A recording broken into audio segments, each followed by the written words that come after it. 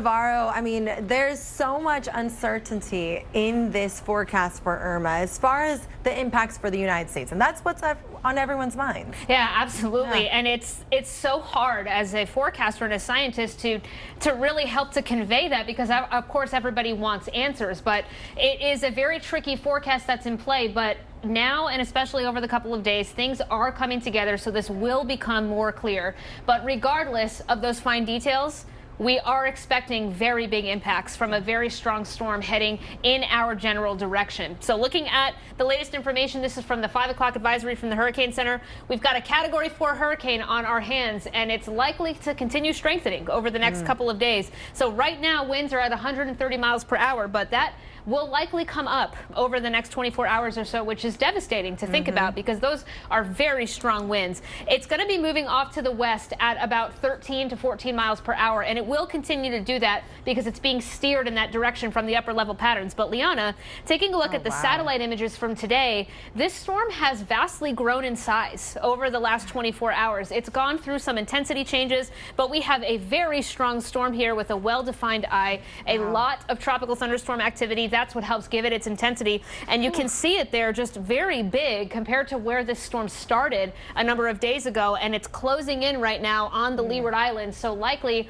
getting there by tomorrow. It's about 500 miles offshore from that, and it will begin to make a slight northward turn over the next couple of days, and that's where the details really matter here, because that northward turn here, you can see there's Irma just sliding to the north of Puerto Rico and Cuba. But if it slides just a little bit further south, that drastically changes the impacts for the islands, because then we're talking about direct hit from a storm, which is very tricky. Right now, the models are showing Irma coming and taking a very sharp right turn right near the Florida coast. So South Florida is definitely not out of the zone here for some major impacts. The European model shows it coming up here near the coast of South Carolina, and the GFS is also coming into agreement with that. Those are the two models we often think about.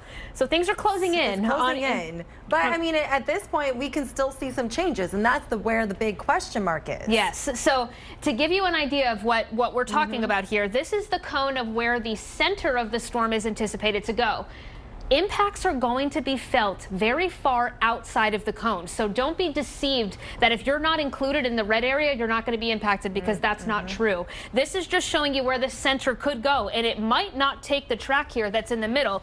It could slide a little bit further to the north, and it could come a little bit further south. Again, that remains to be seen. But we are talking about Wednesday, that storm making an approach to Puerto Rico at about 145 miles per hour, so a very strong system, and then Thursday at about 140. So this is going to bring not only heavy rainfall, but very large storm surge. We could be talking about 6 to 9 feet above high tide here, and 6 inches of rain, and locally more, up to 10 inches after that. And we do have a picture from Naples, Florida. This is showing bare shells where people are preparing. We have the warnings out over the islands, but people are definitely preparing. Look at that, completely cleaned out, Dr. Navarro. I mean, it's so amazing to see people taking this threat seriously. I'm very glad to see that. This is exactly what people need to be doing now. So here's what we are expecting, and we're going to do our best to give you the information as it comes in.